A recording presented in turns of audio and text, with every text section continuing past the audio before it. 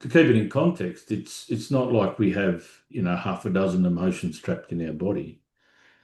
Through my work, I find the average person of an average age could have 200 Yeah. uh, emotional energies trapped in their body. So Yeah. that's And quite an impact collectively.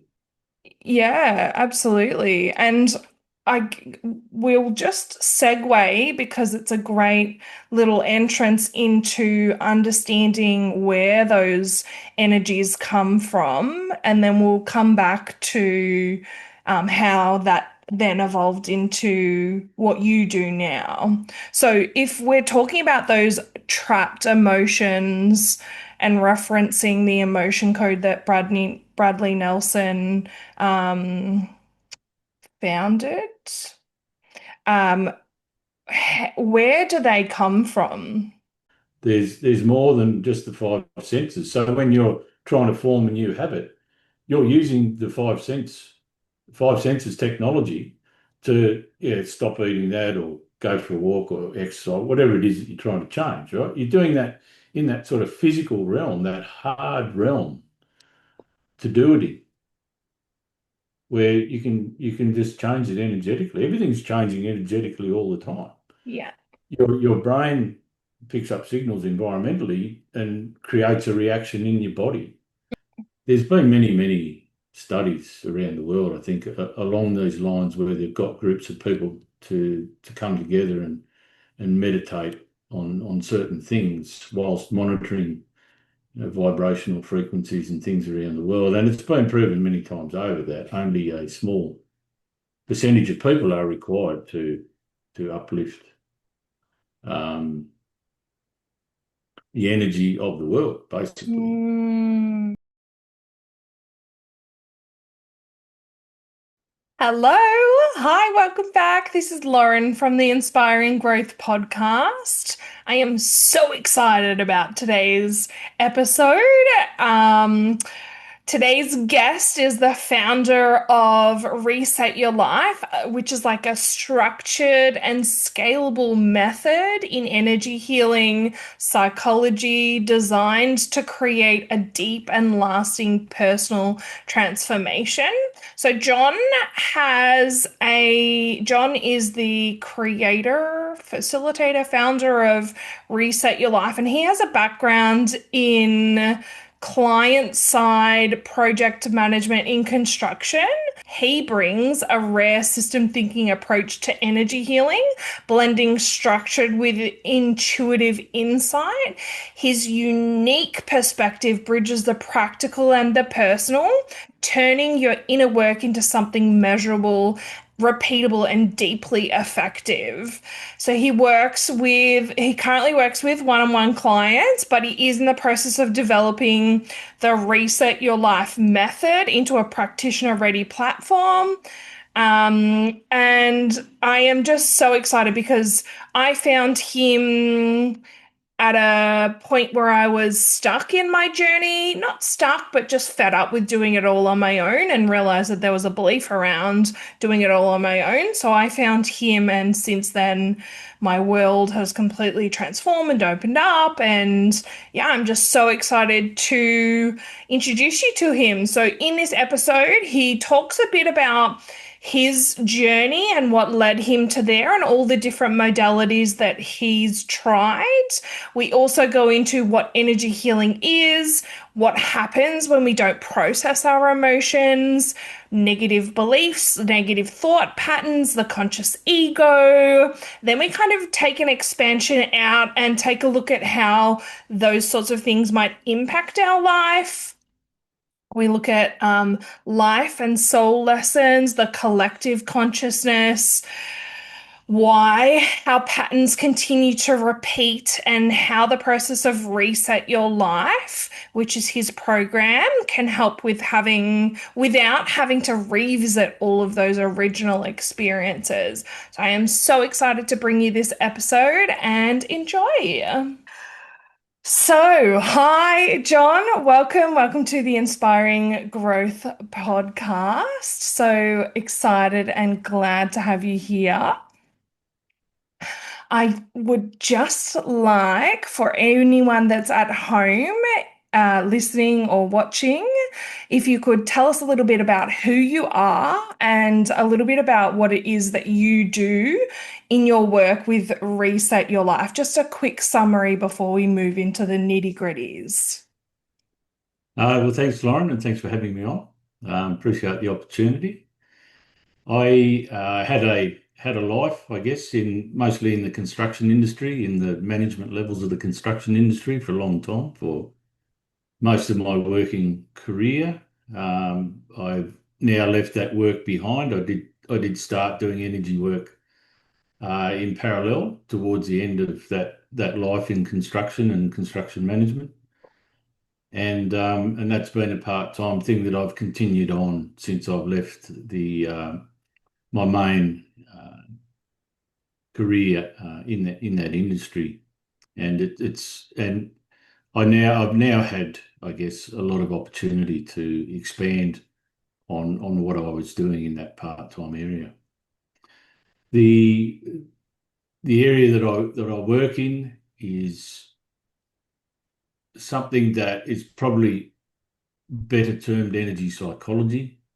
It's definitely about working with energy and Mm, working with people's energy systems, but going beyond perhaps just the normal sort of trying to move energy in the physical body, and also looking at those areas that are more deeper in our subconscious and our psychology. yeah, beautiful. And like the whole system as well. It's like the mind, the body, and a little bit of the soul integrated as well. Yes, when we look into it, they're definitely all connected. Where we like to start when we're working with people, though, is those energies that are affecting what we know as their physical body.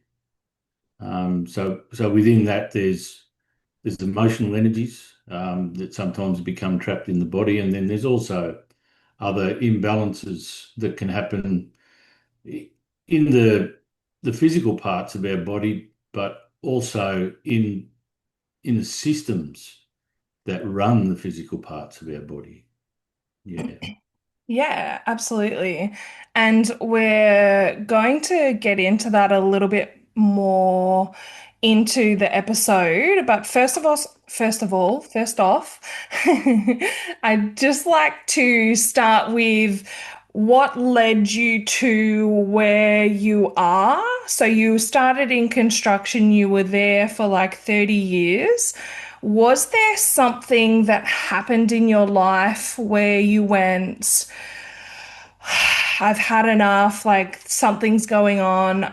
There's more to this world around me. Like, what led you to explore different modalities and step out of where you were in your life?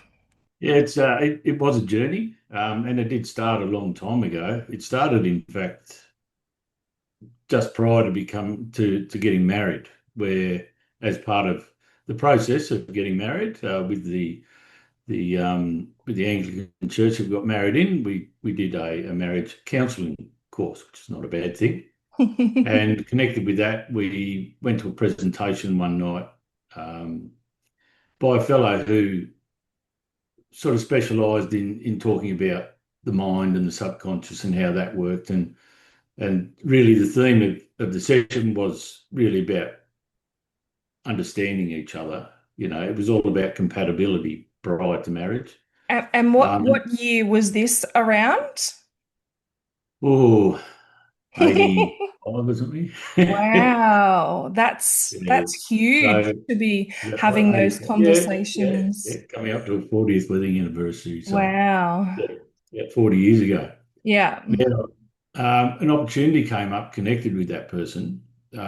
He decided, his name was Paul Blackburn, and he decided that he wanted to challenge a Guinness World Book of Record for the most number of people firewalking at one time. Mm.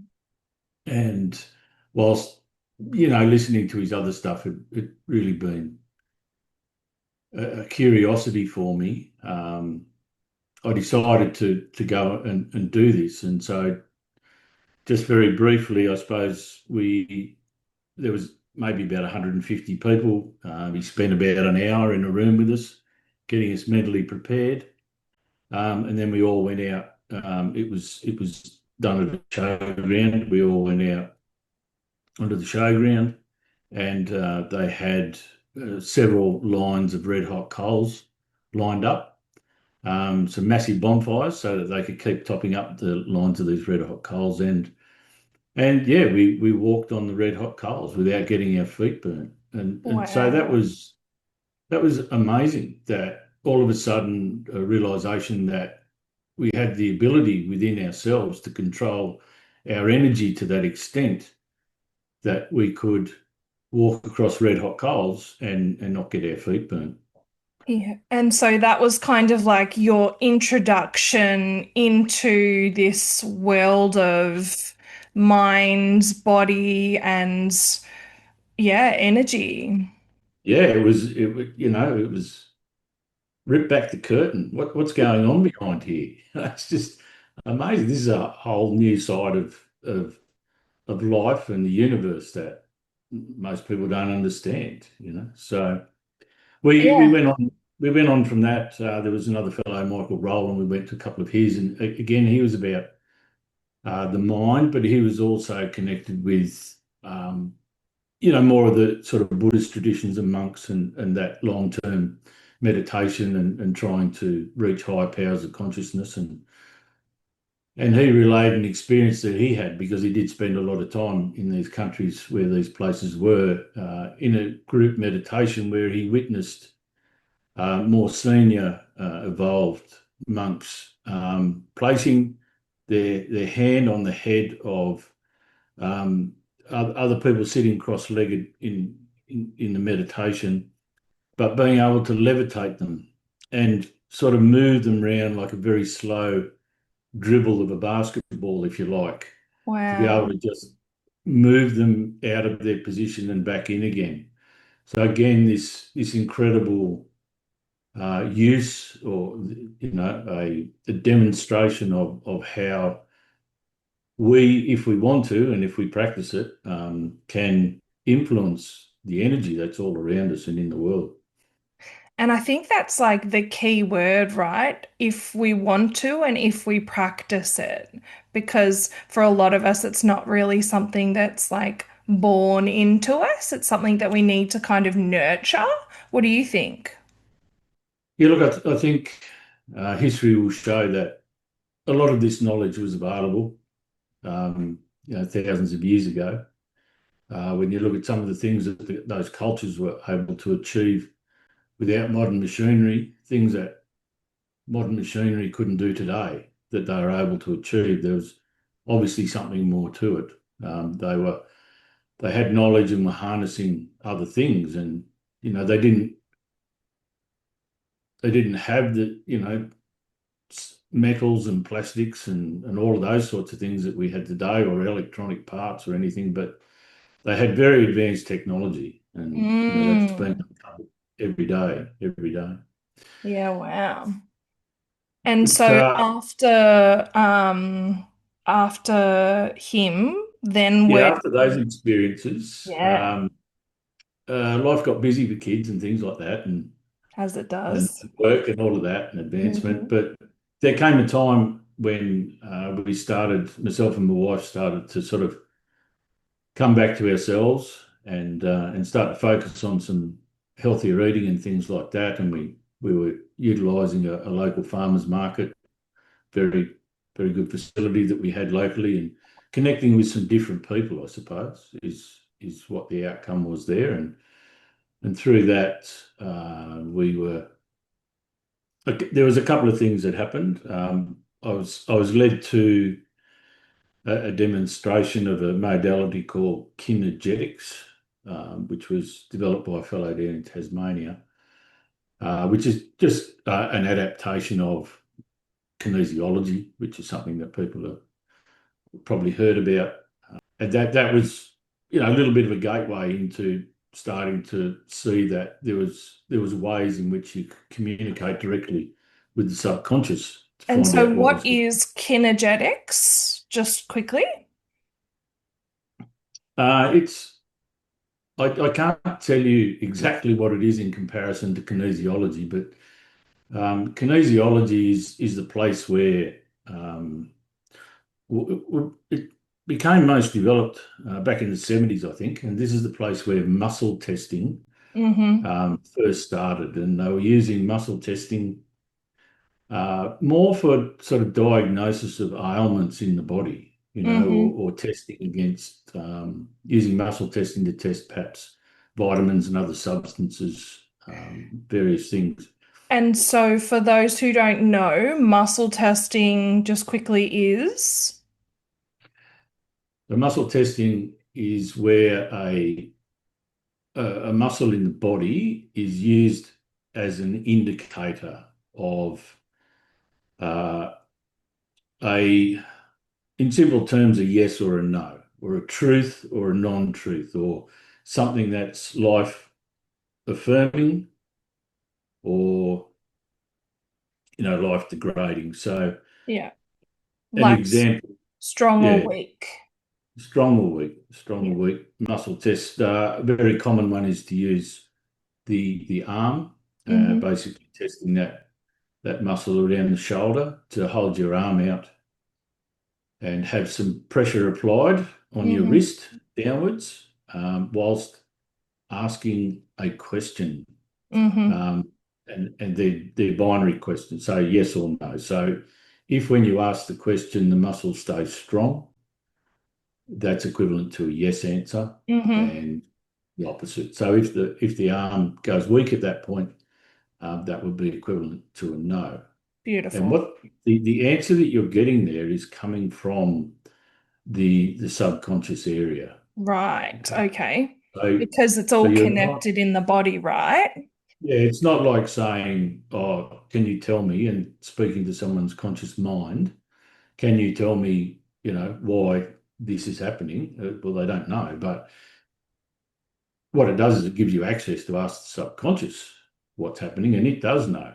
And Mm-hmm. as long as you phrase your questions to elicit a yes or a no response, then Mm-hmm.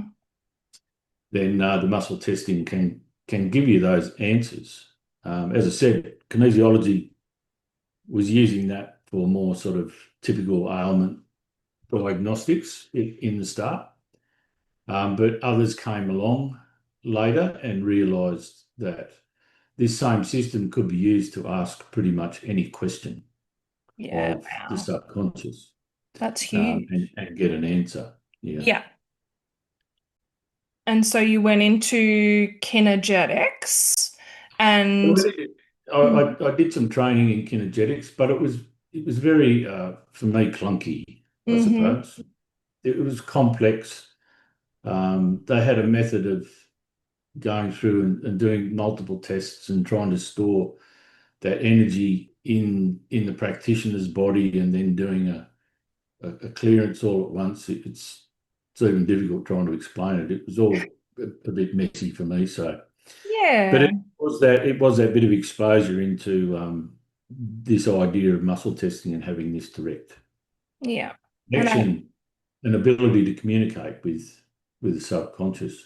mm, From there, some other modalities were tested. There was another one called the reconnection or reconnective healing, mm-hmm. along the lines of similar in the way that Reiki does, I guess. It introduced a particular frequency to someone's body, Okay. so it was a virtually a hands-on type thing, very similar to Reiki. People are familiar with Reiki. I mean, the full Reiki suite brings multiple different frequencies in, introduces them to the body, Yeah. with the idea that it's, to me, it's a bit like a bit of a flush. Okay, you're bringing in a new energy into the body that people aren't normally tuned into, Mm-hmm. and just trying to flush it through and clear any blockages and tidy up any issues within the body in basic terms. So Yeah. either with reconnective healing or Reiki, very similar, very similar. Now, on the other side, we were we were obviously doing some healthier eating, healthier choices. We came across a film called Food Matters. It's a very interesting film, all about the effect of poor food on our bodies, and that had Mm. a follow up. A sequel to that was called Hungry for Change. So they were clever names for the films, but they were on a platform that became an Australian couple started it, and that became FMTV, or Food Matters TV, and it was like it's like Netflix for all things, sort of healthy. So anything you wanted about health, if you wanted to, do a yoga session at home, or if you wanted to Cool. nutrition, or they had all these sorts of films on there. Cool. And one of those films was a film called Emotion. And that film, which was a documentary, discovered a lot of information about how emotions affect people. Yeah. And one of the people that was interviewed on that film and spoken about was Dr. Bradley Nelson. Yes. And Dr. Bradley Nelson was a chiropractor who started to notice changes in his patients when he was working on them. So again, uh, it's this sort of transfer of energy thing happening between the practitioner and their client. So he did his best to work out what this was all about, and ultimately he developed a modality called the emotion code, Yes. and he wrote a book called the Emotion Code. I just And read that in like November. Crazy. yeah, yeah, Yeah. yeah. So it used a system of charts associated with muscle testing and questioning of the subconscious to identify where emotions that were not processed at the time Hmm. had become stuck energetically in the Yeah. physical body, and the spin-off issues associated with those excess emotional energies in the body, which are, they can affect the body in different ways. They don't affect the body in all ways all the time, but the basic ones are that the excess energy in the body can be distorting tissue in that area of the body, and so it might be causing aches and pains. Yeah. And even though you go and get a massage, or go to physio or something, and get that worked on, it would feel good for a while, but because that foreign energy, that excess energy is still there, the issue returns. The excess energy may also be impacting energy flow in the body. So Mm. where energy might be flowing through the body in a particular way in that area, this excess energy comes along and interferes with that. And the third thing is that the emotion itself, the resonance of the emotion is stuck in your body. So rather than an emotion coming and going, it just stays there, Yeah. and you're effectively feeling that emotion all Yes, the time. it's like the vibration, and also because it's so resonant, as you're saying, it's like so available to be triggered. So, for example, if there's like anger or something stuck, the emotion that I'm going to feel predominantly is going to be like anger because it's already there and it's ready to come out. Is that kind of what you're meaning? Yes, that's exactly what happens. It's like I say, it's either like you're not starting at 0 out of 10 anymore, Yeah, because you're already resonating in some way. The emotion, maybe you're 2 out of 10 or 4 out of 10. yeah, And so you're going to get there in terms of getting to 10 out of 10 with your anger. You're going to get there a lot quicker, and you don't have as much discernment about trying to control that or work through it in yeah. another way. Yeah, and I'm sure like everyone listening can totally relate. Yeah. Yeah. So Bradley Nelson advanced that as well, and Hmm. he developed a further system called the body code. Yeah. So he had the emotion and the body code, and the body code just took that system of using charts and muscle testing and yes and no answering Hmm. to the next level of being able to make, all sorts of inquiry about ailments in the body and energetic imbalances, et cetera, et cetera. And so the simplicity of the emotion code uh, really resonated with me. I could see that there was efficiency there, that there was something tangible. It Hmm. wasn't just like doing meditation and hoping that something, changed or was fixed. You are actually specifically targeting things. And for a lot of people, it was tangible because maybe they came in with the pain in their back and they went out all of a sudden with no pain in their back because that excess Mm. energy in their body. So it was very direct and very relatable.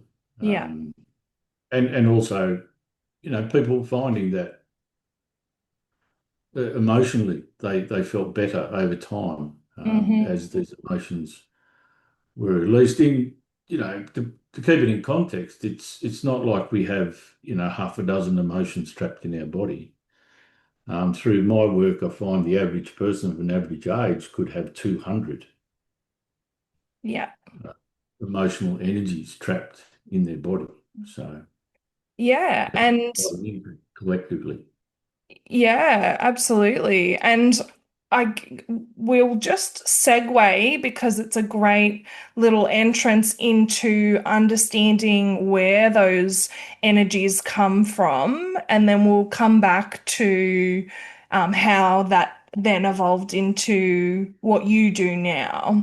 So if we're talking about those trapped emotions and referencing the emotion code that Bradley Nelson um, founded.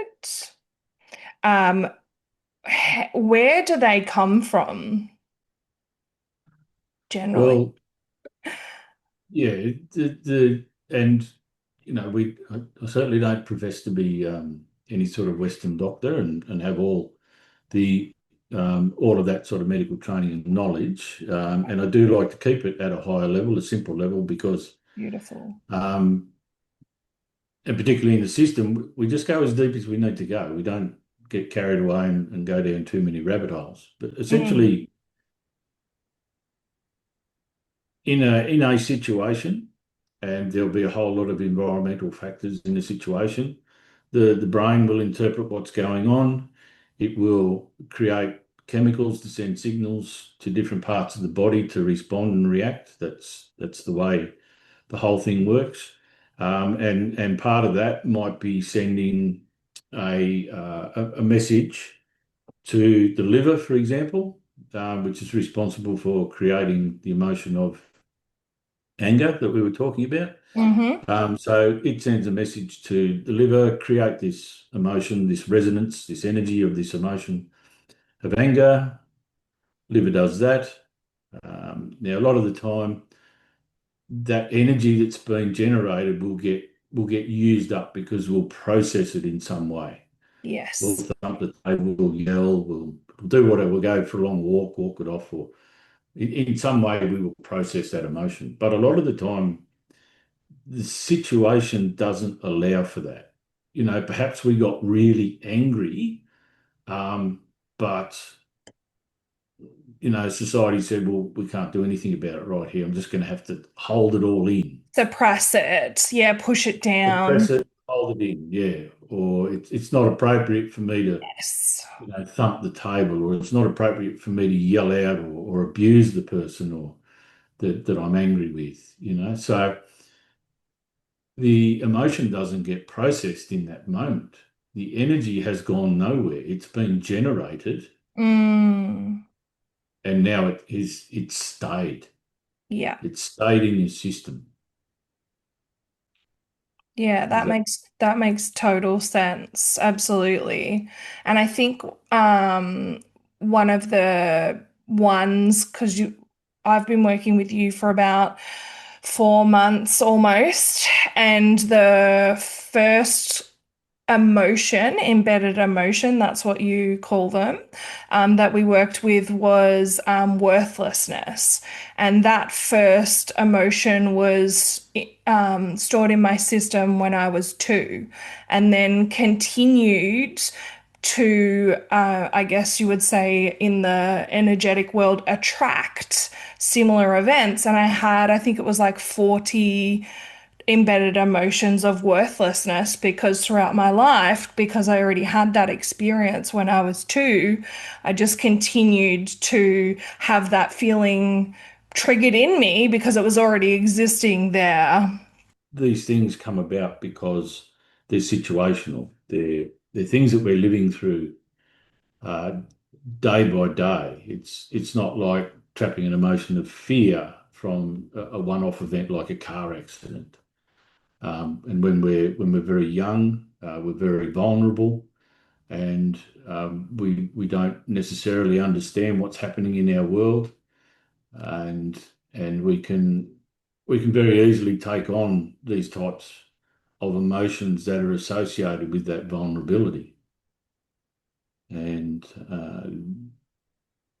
they the analogy that I sometimes use, it's like having, an old-fashioned bomb with a long fuse. And every time you trap an emotion, it's like your fuse has been shortened. And once you trap that emotion and have that resonance, and as we discussed earlier, we lose some of our discernment, some of our ability to deal with the emotion. We're already starting at 2 or 4 out of 10. Mm, And so we've got less headroom, if you like, to deal with the emotion. And we trap it again, and then, now we're at 6 out of 10 all the time, and we trap it again, and now we're at 8 out of 10. And we can get to the point where we're basically at 9.9 out of 10. We're just keeping a lid on it. yes. And the slightest little thing inexplicably tips us over the edge, and we're full blown into that emotion. And we can't think, well, why? Why am I reacting so quickly and so strongly in that way to that thing? Well, it's because you're fully primed to Mm, be experiencing that emotion at, the slightest environmental sort of change or yeah. condition that would push you that way, rather than starting at 0 out of 10, Yeah. where you might be able to have the opportunity to process it, or sort of shrug it off. Yeah. Yeah, and it gives you a whole different perspective to people in society, right? Because there are those people in your life who, the slightest inconvenience, they jump straight to like shame or fear or anger. And it just kind of helps you understand that it's not really a conscious choice. It's just because of their life experiences have led them to have all of those trapped emotions. And yeah, I mean, like my work is guiding people to understand basically at a conscious level what your work does, but also to help them to learn how to feel their feelings so that those trapped emotions no longer happen. So they stop storing those trapped emotions, and then we go in and we do like one-on-one work to release the emotions that do come up. But yeah, your work taps into the body's wisdom, and there's no conscious effort in bringing that to the surface. We don't need to relive it or anything like that. So I'd love for you to continue telling us. So after the emotion code and the body code, then where did you go to then realize that there was a space that needed filling, which has now reset your life? The main prong, if you like, that was missing, and there was something in Bradley Nelson's body code which was called T3, and it was about a therapy session, and there was a couple of ladies, I think they were Canadian, that developed this T3 therapy thing. Essentially, it was about beliefs. Okay, so moving outside of those things that are sort of affecting the physical body, and into our belief systems, which control again, how we're reacting and how we're turning up each day and responding to different situations.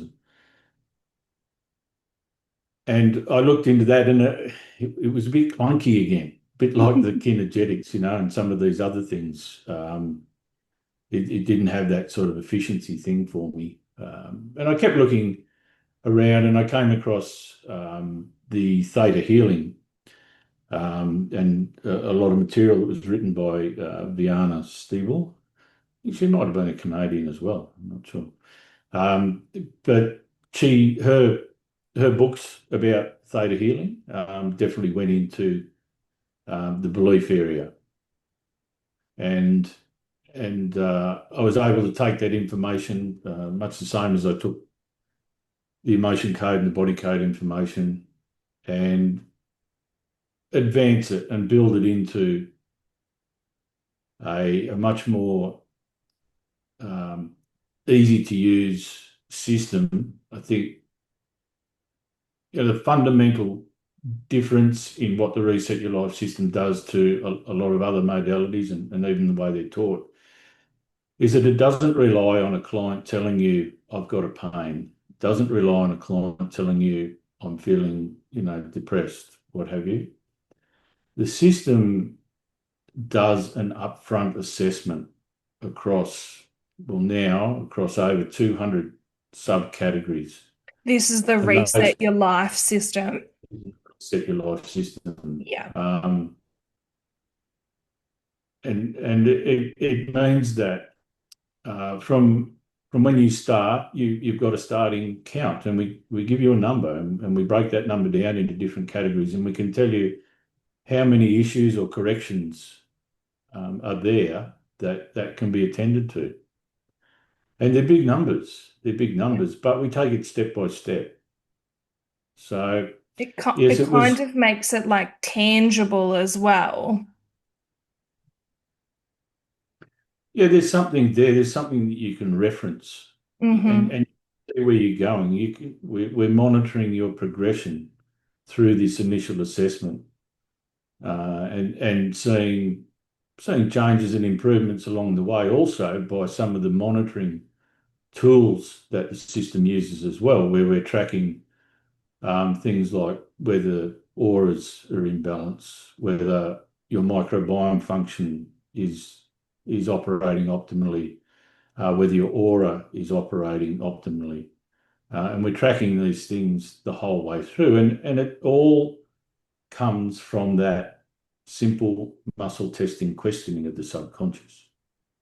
So we've used that very basic tool and expanded it and expanded it and expanded it to try and cover everywhere. So we don't just deal with beliefs when we start to move into that psychological area. We deal with the ego, and we deal with negative thoughts. We deal with things Mm-hmm. like regretful thoughts. We deal with beliefs. We deal with behaviors. There's a whole range of areas that we go into, and all of these are distinct. And there's no, you can't just throw a blanket over it. You need to go in piece by piece into these areas and change these energetic settings that are in there. And so different to sort of a lot of these other modalities, whether it's, sound bowl healing, bringing, those frequencies into your body, or Reiki, or the other things that we've spoken about, Mm-hmm. we're not introducing new energies to try and sort of push out old ones, in a sense. We are going in and reordering Yeah. the energy that's already there. Yeah.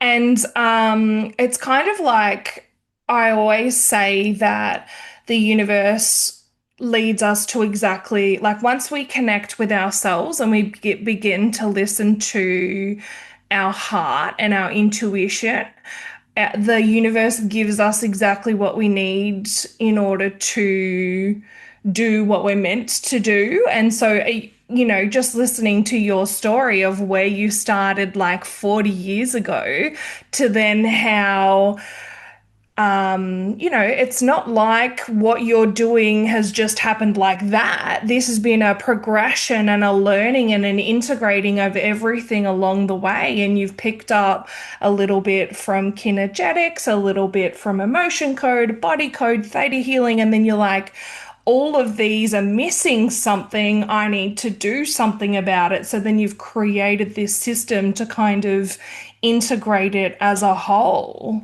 Like it's amazing, and I can see just how clearly it has all flowed smoothly into, what you're creating. Most importantly, the more people that can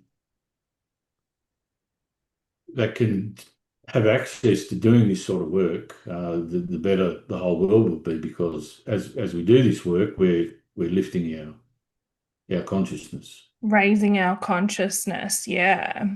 So I'd love to kind of talk about, because we talked about emotions and what happens when emotions get trapped, and how that impacts us. We become like more susceptible to reacting to any inconvenience.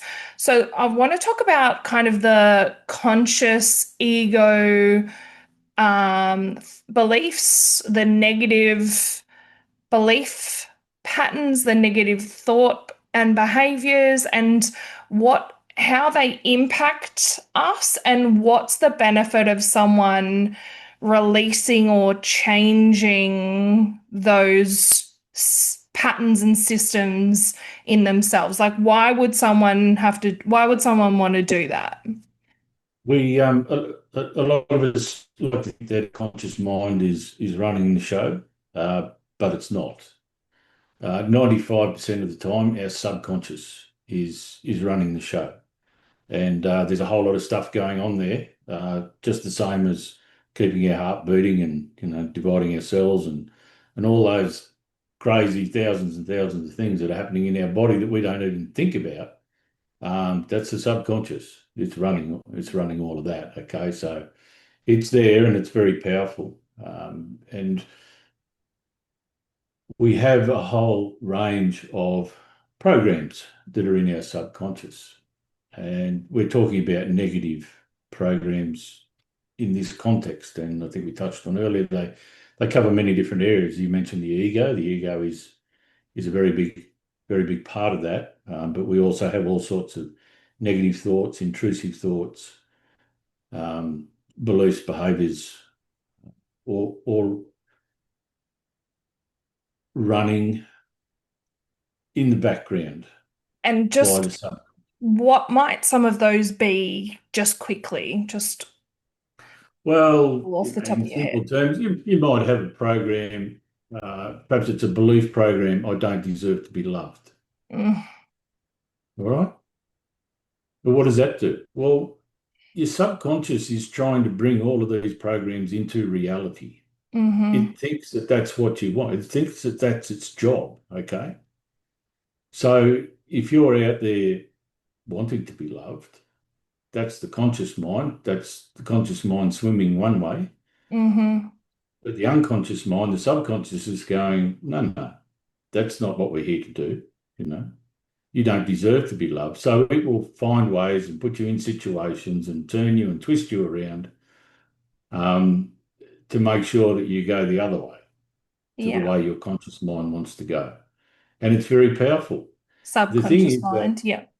it never knocks off. Our conscious mind has to do other things. It has to do our work at work, and it has to make sure we don't get hit by a bus. And it can't always be on the job trying to counteract what the subconscious is doing, this massive undertow that we're Yeah. fighting against all day, every day. Mm-hmm.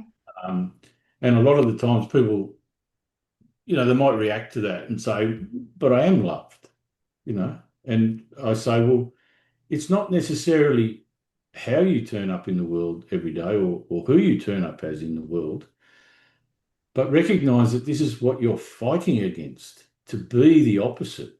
Okay. Yes. So you're constantly having to fight against this. And so it's really hard. And when you've got so many battles going on between who you want to be and what you're trying to achieve in the world you're battling yourself, you're battling your subconscious self Mm-hmm. in respect. And another discussion perhaps, but we come to the world with most of this baggage. Yes. We're not an empty vessel when we come here. The majority of this baggage comes with it. Yes, we add to it a bit, particularly in the first 7 years and through our younger period, based on the influences around us. Mm-hmm. And then as we go on, but the majority of this stuff is here with you, day one, you know. Yeah. And You step so, out into the world with these challenges. yeah. And so is that kind of like where people stay stuck and repeating the same lessons over and over again because it's in the subconscious mind and their conscious mind can't do anything to change that? Yeah, it is, and it's probably appropriate to talk here about what's been termed as five sensory humans. So most of us rely on our five senses, okay, what we can touch and see and taste and smell and hear. Um, when we start to talk about the spiritual side, that's where the term multi-sensory humans comes into play. Now, all of these life lessons, all of these lessons that we're supposed to be learning to correct these negative subconscious programs, mostly have to come through us through that physical platform of senses. Okay. And so it's hard, it hurts and it's difficult and it's confronting and everything. But there's an easier way, and that is to do it the spiritual way, to go inside and understand, to look inside and change these programs energetically or spiritually or however you want to term it. And the sooner we get through these lessons, the sooner the lessons stop appearing in front of us. Okay, so they're not lessons, they're not lessons to hurt us or to harm us. They're trying to get us to recognize and change something. All right. Yes. And that's where we need to question, okay, I keep doing this, I keep getting knocked down. What am I not recognizing here? What am I not Yes. learning? It's not that I'm a victim, it's not that the world's out to get me, it's actually trying to teach me something. Yes.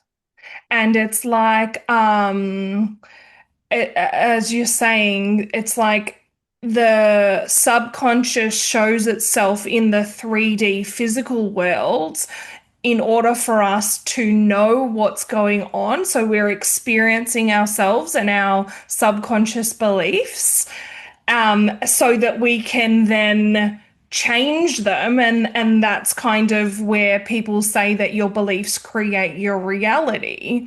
But I just love so much how your work incorporates like such a holistic view of it all.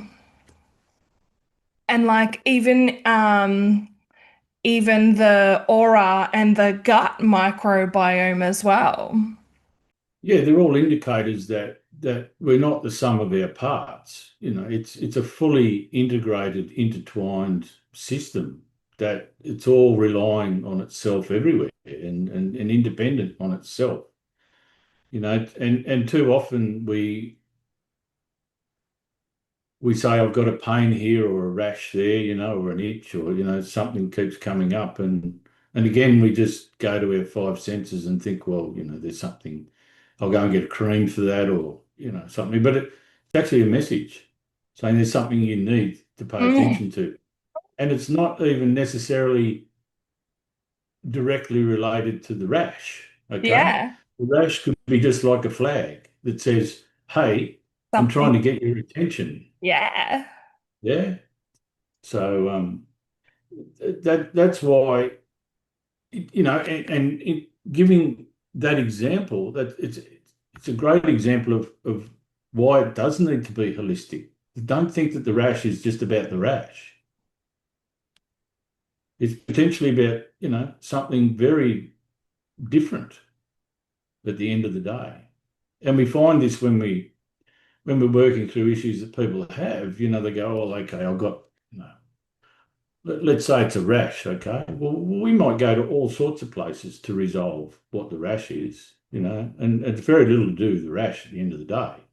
It's just a whole series of subconscious programs and things like that. I think too with subconscious programs, you need to think of them like a compact disc, a CD, all right, that has I don't know, a dozen tracks on it, all right. So every time you put it in the CD player and you press 4, play track 4, it always plays the same thing, all right. And so these programs in our subconscious are the same.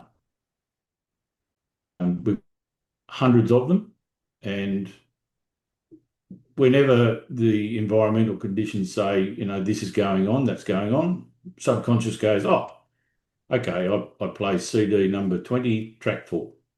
And it'll just play the same thing every time, every time. Yeah.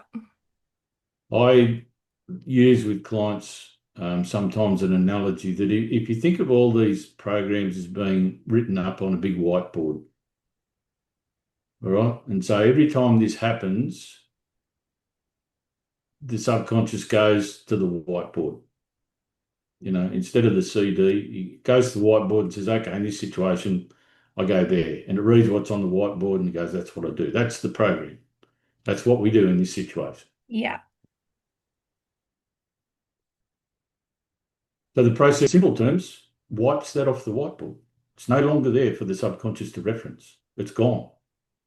So in the next similar environmental situation, that's no longer a thing. That's not a reaction anymore. Yeah. To try and help understand. And people should also think of their subconscious not as something that just lives within them. They should think of it as a portal, a bit like your connected device, your computer, whatever it is that accesses the internet, for example. That your subconscious is a portal to that outer consciousness, that, world consciousness, the field, call it. And, that's why there's collective consciousness, because we are all connected out there. We're not all limited to sort of our physical form. The subconscious is more of a portal than it is a repository of information, okay? The information actually sits out in the field. It doesn't sit in your grey matter in your head. It's out in the field, and the subconscious goes out to the field to get reference the information. And it's out there, and it's not just referencing your own personal information. Obviously, it's referencing other information, and that, as I said, that's when we start thinking about things like collective consciousness. Yes. Where consciousness is being shared out in the field. Yeah. I think that when I first started doing the work and I was in a healing community, in an inner child healing community, I was just blown away that other people felt the same way that I did, because I wasn't met with attunement growing up. So I thought that there was something wrong with me and I was the only one who felt like this.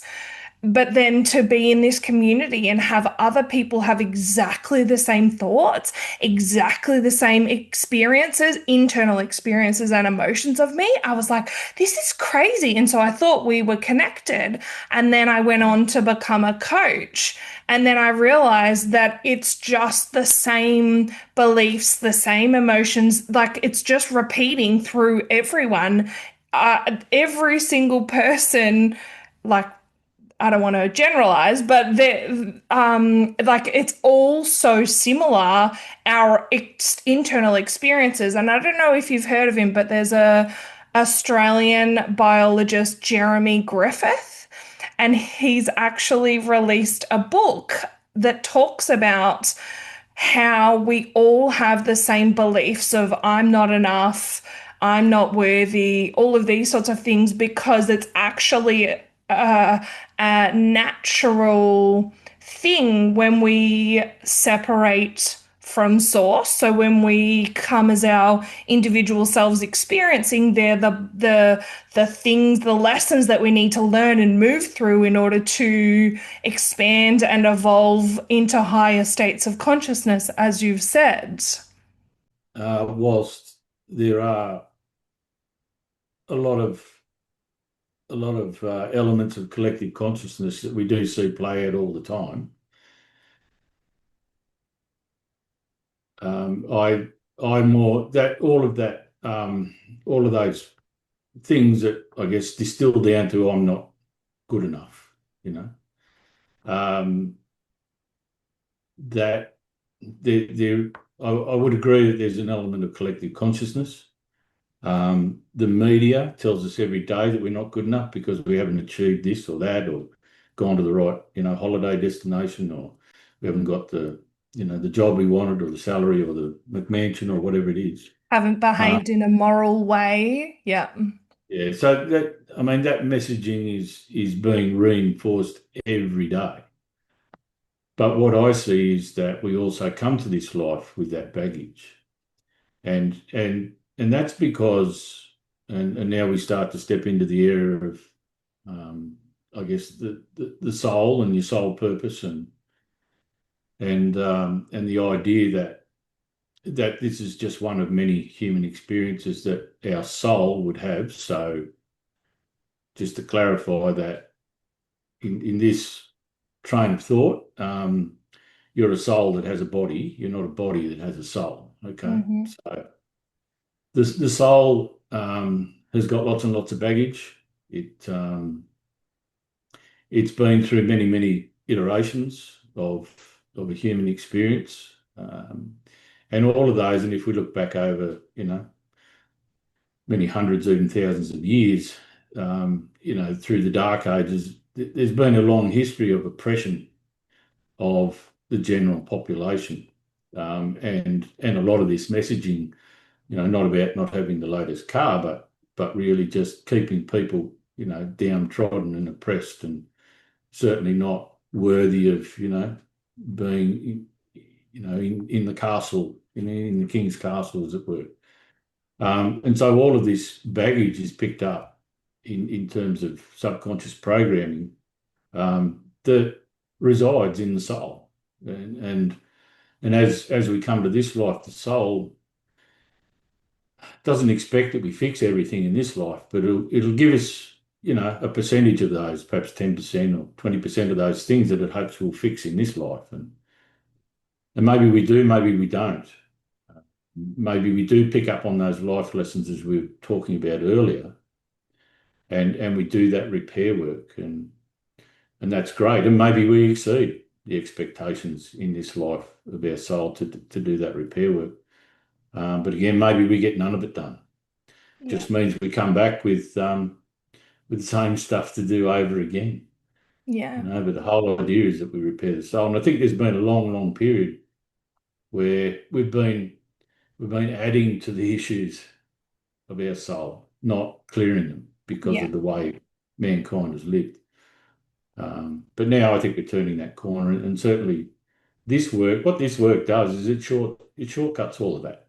Oh, It totally. goes in, and you don't need to learn the lessons as a five sensory human the hard way, right? Mm.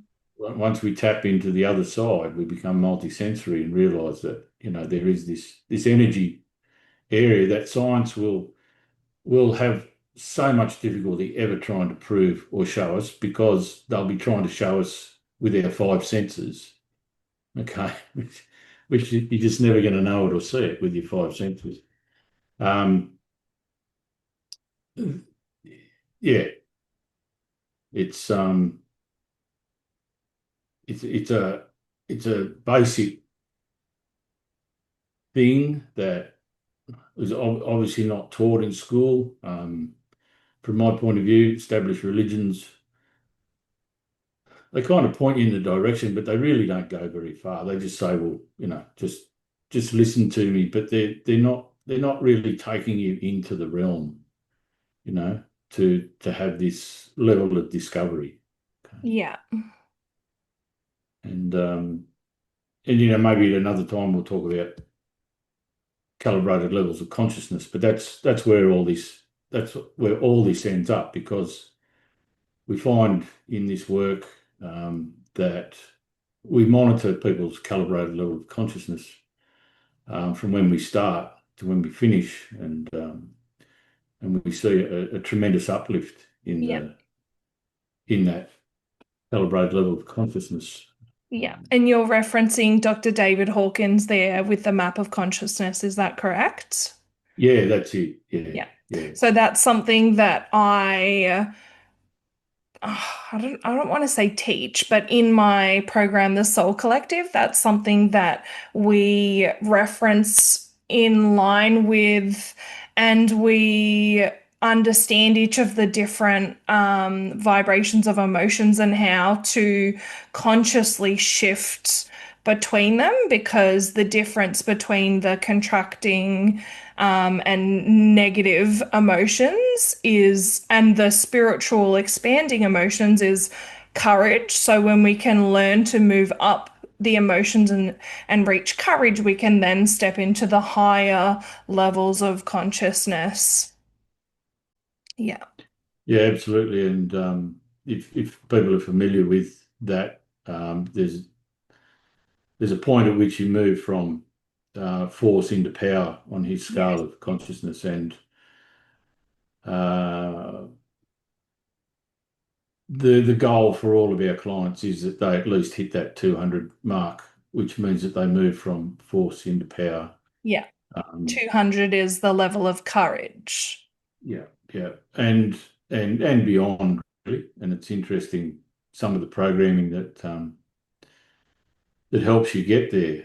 Because at the end of the day, once we've cleared all of the negative stuff, we then look to see whether there's any positive programming that can help you. And again, just the same way that we can erase stuff off the whiteboard, we can actually write new stuff up there as well.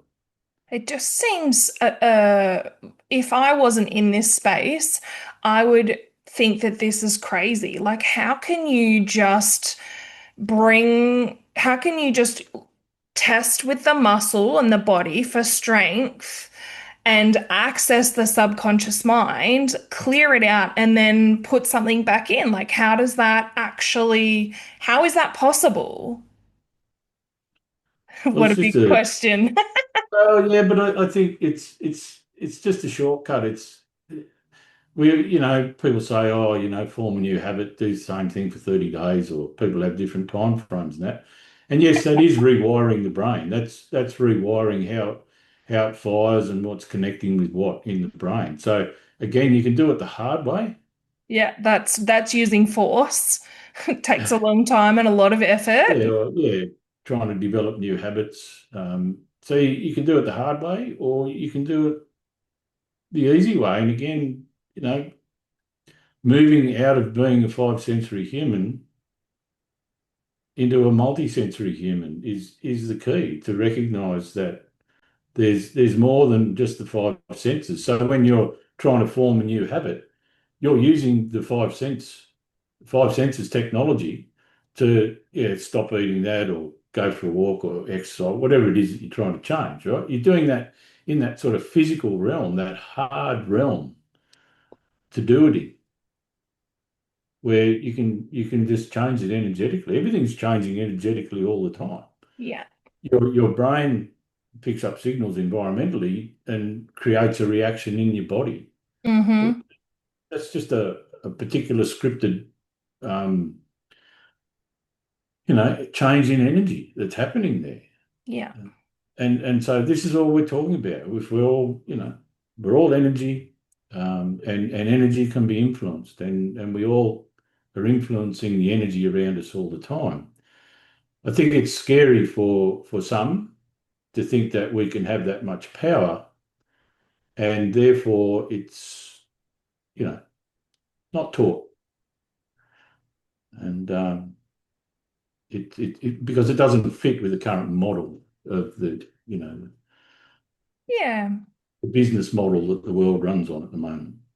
And that's kind of just an indication of the life lessons that that person has to learn in this lifetime, right? They're not ready to step into this space and create the changes that they need in order to realize themselves. Well, I don't know. I think it's the job of each generation to pass on, the best of their knowledge Mm, to the new generation. The thing is that the old generation 3,000 years ago had the knowledge. This older generation now, where information has been, watered down and changed, and history's been rewritten many, many times. We haven't had this knowledge to pass on to our children. mm, We haven't we haven't raised them in the home talking about this stuff, having them be part of this stuff. So I don't think it's just about some sort of karmic thing about whether that person's ready. They don't have the knowledge, yeah, but once they did, then there's a point of choice, I guess. yeah, Then you had free will to decide whether you do something with it or not. yeah, that's exactly right. And so I'd love for you to just kind of talk about, because we've been talking about the collective consciousness, and I'd love for you to talk about what sort of an impact it has when just one person clears something from their subconscious field or from the subconscious fields. Yeah, all right. Well, my interpretation is, and I don't profess to be an expert on this, but if you think about,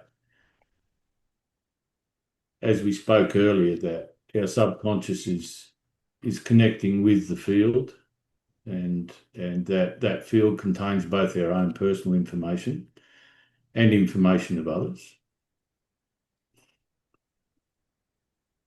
I guess the change that comes about from making a positive change, the vibe that comes out of that becomes accessible to everyone then. Mm, Those that are operating, in that space.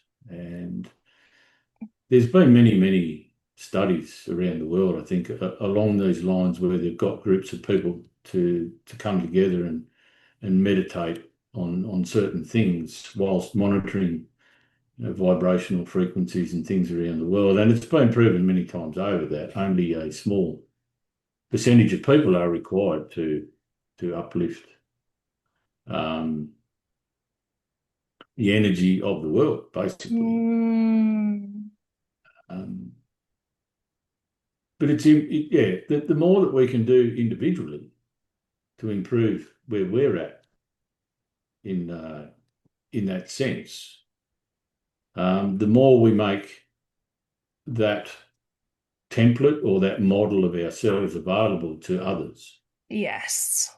right? And so if that creates change in someone else and then someone else, Mm-hmm. uh, you do get a bit of a snowballing effect, but it starts to become a new way of thinking, if you like, because the Yes. collective consciousness um, is all thinking about the bad news that they read every day, or the fact that they're not worthy. Okay, and so it's a very tough nut to crack when you think Yes. about it, particularly when we've got people working so hard in the media and other places to keep us in that negative space. So the more that we can do to break out of it, to rebel, the better off it's going to be for everyone. And it kind of, if you've ever been to, I don't know, a market stall or something like that, um, and, and there's no one stopping at a particular stall, have you ever noticed that if one person stops, all of a sudden there's five or six people there? Yeah. Think about it in those terms. The first person gives other people license to stop there. Oh my God. They don't want to stop there until someone else does. But all of a sudden they feel safe to stop there. Yes, it's kind of like we were talking about. I just want to tell a really quick story. So, I haven't done a video on this, but I will. When we talk about the different stages of that we go along our healing journey, when we first kind of learn about all this sort of stuff, we want everyone to know, we want everyone because we can see all the problems that they have in their life and how it would benefit them. And so we try and get people to change. We try and, you know, influence them, right? But the way that and this is why my business is called Inspiring Growth, because it's not about getting people to change in a way that's like, you should do this. It's like leading the way and being like, this is what I'm doing, being vulnerable and open. And so I started doing the work with you. And this is just an example of what you're saying. I started doing the work with you. And within, I think after my second session, I had a 3 week window that I needed to wait for my body to process what we cleared. And in that 3 weeks, I had two very clear examples of situations where I felt worthless in the past and I didn't feel worthless. And I was like, I was there observing what was going on, and I'm like, what is going on? This is not impacting me. This is what? And it was just, I was like, this is crazy that this is happening. So I'm telling my friends, and they're like, I think I want to work with him because I want to feel what you're feeling, right? So I didn't say you need to do this. I just Okay. shared my excitement and it gave them permission. So I think, I don't know, maybe like 4 or 5 friends of mine are now working with you. And that just Yeah, yeah, shows exactly what you're saying. yeah. It just made me think, going right back to the firewalking story, and how I'd invited many people to come along, and no one wanted to come along. But when I came back with no burns on my feet, it's like they were disappointed because for them, the right thing was for me to get burnt. Okay, because Well, it that's the fitted lane that their they're beliefs in. and reality. Yeah. Yeah, or what they've been taught in their Yes. lifetime. Step Yeah. on hot coals, get burnt. Of course you do. If you're not prepared for it. Um, but yeah, in that case,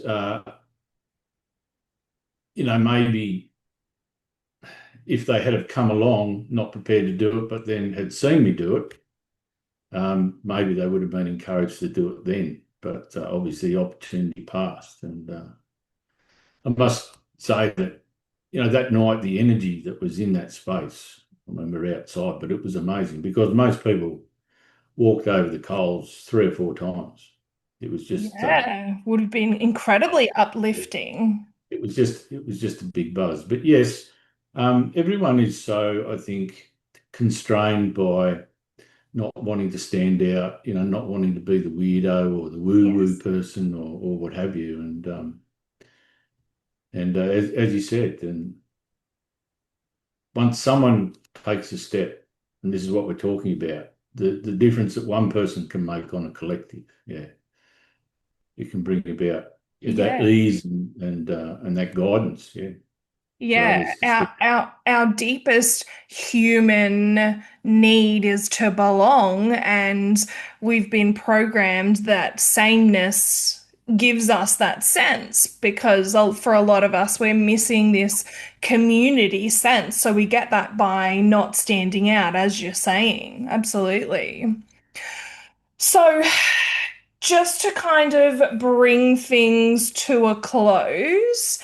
If someone is wanting to work with you, how do they start and what kind of happens? So I have a website called Reset Your Life.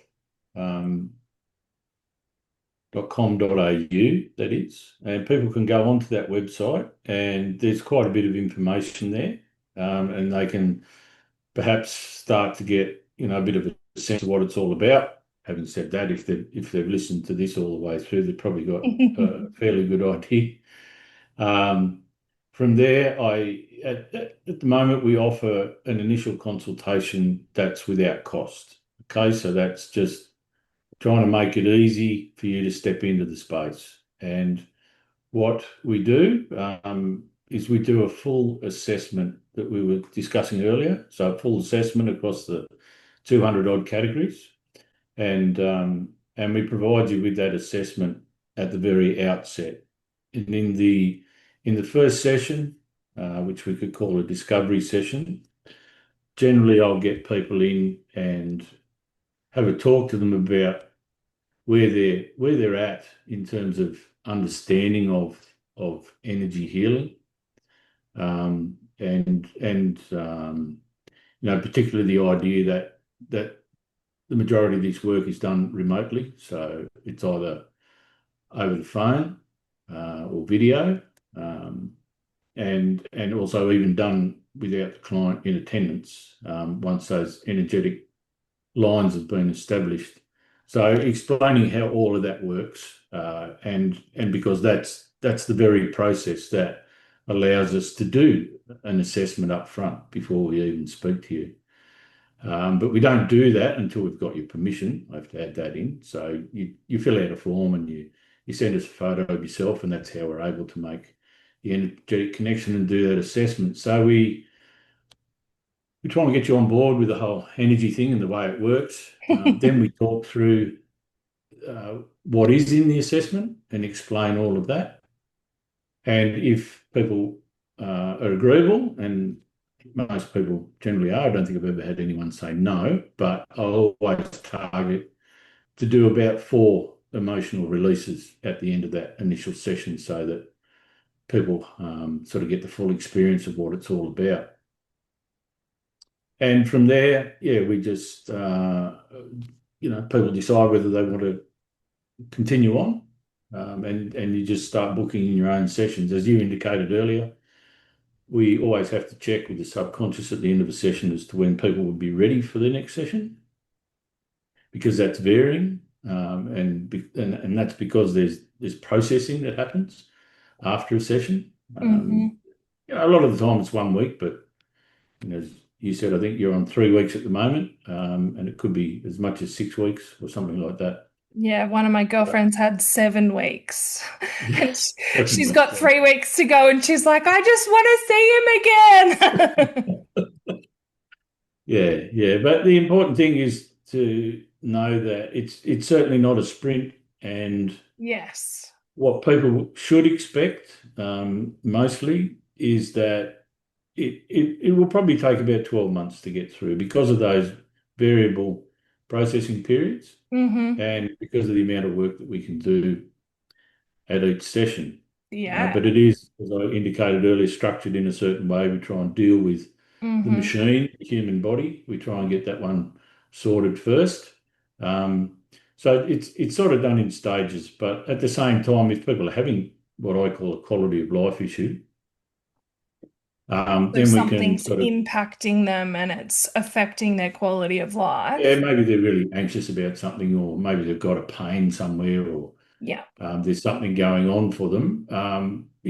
We'll try and triage that, and we'll try and step out of the normal routine to address those things before going back to what we would the sequence, if you like, that we would normally follow. It's very gentle. I think you indicated earlier there is no regression, there's no hypnotherapy, it's not long talks. It's just about getting together and going straight into your subconscious to get the answers and to do the work. So as I said, very emotionally as gentle as it could possibly be.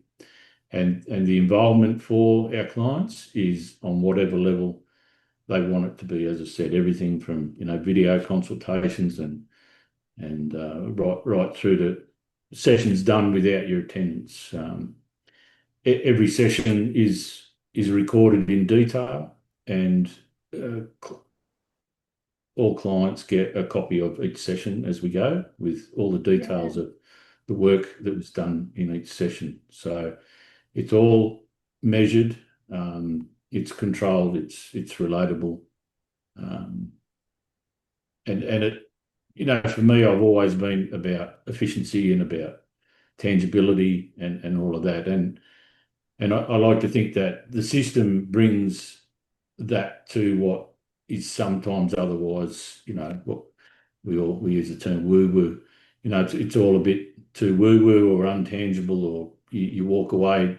Do I go back next week, or Where to what do I next? do? Yeah. What do I do? Whereas this basically gives you, a plan, um, and a system to step through from beginning to end.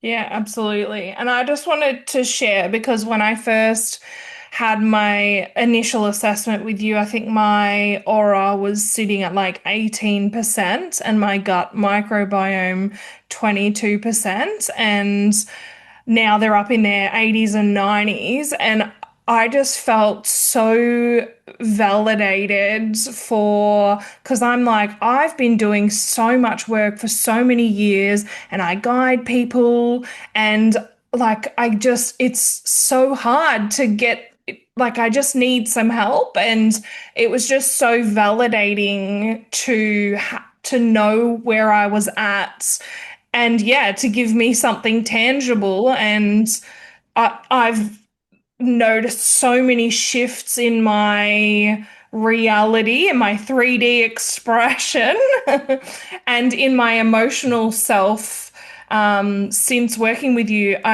Everyone listening would be aware that my dog passed away 2 months ago, and I was having traumatic flashbacks after she died, and because it was very traumatic.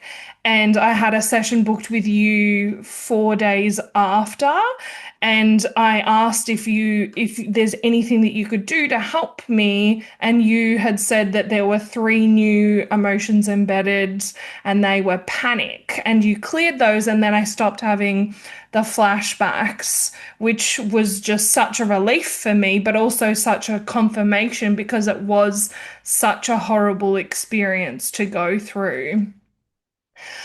So yeah, Yeah. um, Yes, any I think, um, yeah, what you touched on there, probably just quickly for people to understand that once we clear one of these embedded emotional energies, if you have a recurrence of that emotion becoming embedded, it's not the same thing that came back. They're all individual and distinct. And so whilst we can go through and clear them all, you may find yourself in situations in the future, such as you did, Lauren, where the event was just so overwhelming that you didn't process emotions at the time, and so yes, you would have new um, embedded emotional energies in that sense. But it's all of this work that we do. It's permanent. It's not like, as I said before, it's not like a massage. It's not going to come back. These things are done, and anything else that comes up is a new and distinct thing that you've generated. Yeah, it's and I not the just old thing.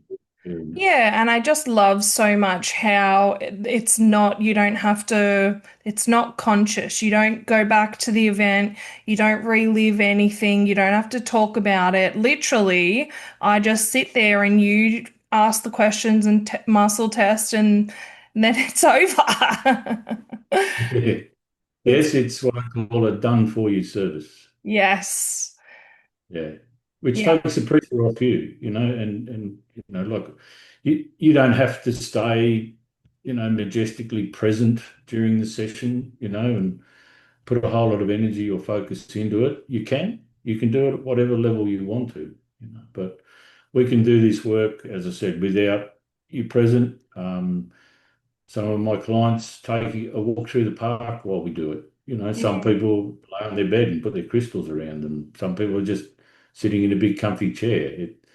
You can do whatever you want as long as you're not driving a car. I won't do a car, but yeah, there's a lot of flexibility, and you get to stay in your space, in your comfy space, or get out in the park or nature, as I said, however you want to do it. But the energy connection is there regardless, whether you're next door or, Yeah. across the other side of the world. That is the connectedness of us all. Yeah. Isn't that just crazy? And so, as we wrap things up, I just wanted to put it to you if you have any final thoughts or any wisdom that you want to share for people who are maybe just starting their journey, or, yeah, anything that comes to mind. Is there anything that you would like to share? I'd like to encourage people to look into these sorts of solutions. Okay. Um, I know there's well established um, medical processes that involve a lot of talk, etc.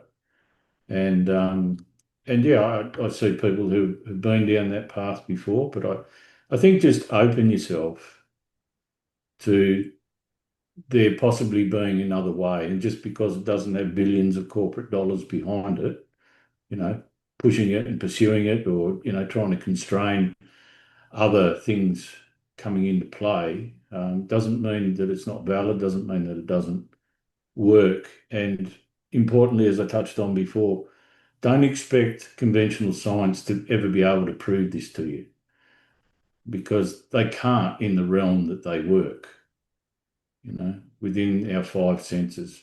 Focus on becoming a multi-sensory human. Give yourself over to the possibility, and hopefully the reality for you, that there's a whole nother side to your existence. And it's really not about the day-to-day struggle that most people go through. Beautiful. Amazing. Well, what an amazing couple of hours or hour and a bit this has been. Thank you so much for being here. I will pop your website and some further information in the show notes below. But thank you for being here. Thank you. I had a great time.